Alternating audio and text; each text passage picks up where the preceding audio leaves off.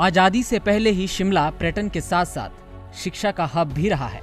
जब पूरे देश में शिक्षा का अभाव था, अच्छे स्कूलों की कमी थी, उस समय शिमला भारत के साथ साथ पूरे एशिया महाद्वीप में शिक्षा का केंद्र था। शिमला को 20वीं सदी का तक्षशिला या नालंदा कहा जा सकता है, क्योंकि इस समय यहाँ बड़े नामी गिरामी स्कूल थे। यहाँ विदेशों से भी सैकड़ों छात्र पढ़ने आते थे। राजधानी शिमला से पढ़े हुए छात्रों ने देश और विदेश में सर्वोच्च पदों पर अपनी सेवाएं दी हैं। शिमला का सबसे पुराना स्कूल है बिशप कॉटन। ये भारत का ही नहीं, एशिया का सबसे पुराना स्कूल है। इसकी स्थापना जॉर्ज एडवर्ड कॉचन ने 28 जुलाई 1859 में की थी। प्रसिद्ध लेखक रस्किन बॉन्ड, उद्योगपति रतन टाटा, ब्रिटिश आर्मी के अफसर मेजर रॉय फेरन, पूर्व वायुसेना प्रमुख पीसी लाल, जलियांवाला बाग हत्याकांड का जिम्मेदार जनरल डायर, हिमाचल प्रदेश के 6 बार के मुख्यमंत्री रहे वीरभद्र सिंह यहाँ के छात्र रहे हैं। ये बस चंद नाम हैं जिनका हमने जिक्र किया है। यहाँ से निकलकर बड़े पदों पर पहुंचे छात्रों की सूची बहुत लंबी है। ब्रिटिश टाइम के स्कूल्स की अगर आप बात करते हैं तो 2 मेन स्कूल्स तो हैं ही, उसके अलावा और भी कई हैं।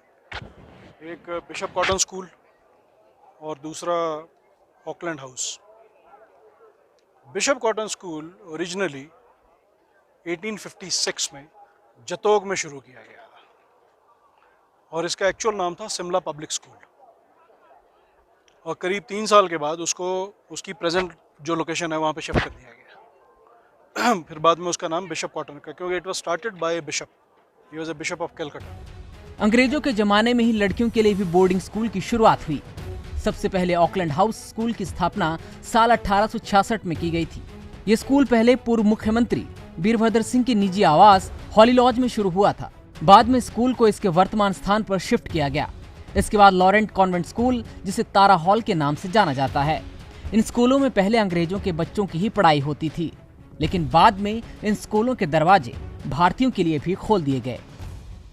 जिन्होंने बिशप कॉटन स्कूल शुरू किया था, उनकी जो वाइफ थी, उन्होंने ऑकलैंड हाउस स्कूल शुरू किया। बाद में उसको शिफ्ट किया गया ऑकलैंड स्कूल।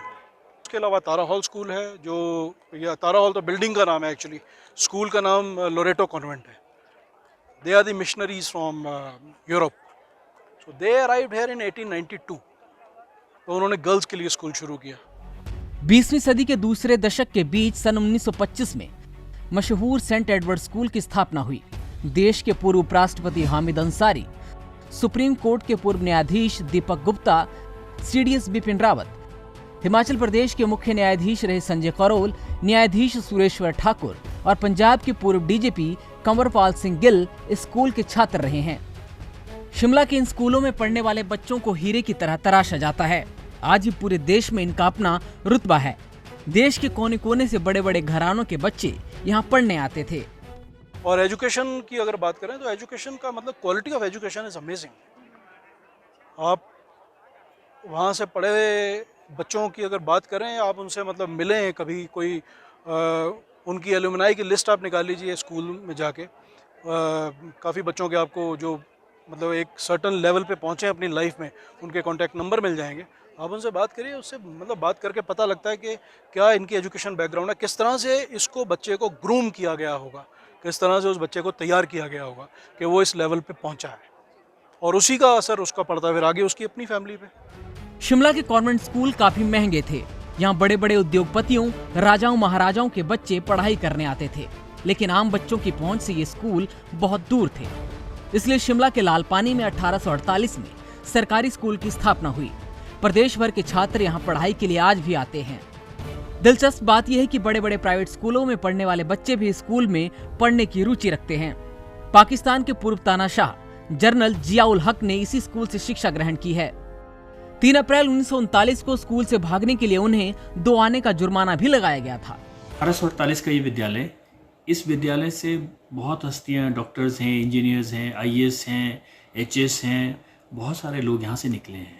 इसका एक तो मुख्य कारण ये है कि इस विद्यालय ने जो नाम कमाया है आज तक, जितने भी यहाँ पर बच्चे पढ़ के जाते हैं, वो 10 साल बाद मिले, 20 साल बाद मिले, वो यही बोलते हैं कि इस विद्यालय ने जो हमें दिया है वो हम कभी भूल नहीं पाएंगे। क्योंकि यहाँ का जो अनुशासन है वो नंबर 1 का है। और जितने भी प्राइवेट स्कूल के बच्चे यहाँ पर आते हैं उनको एक नया एटमॉस्फेयर यहाँ पर मिलता है।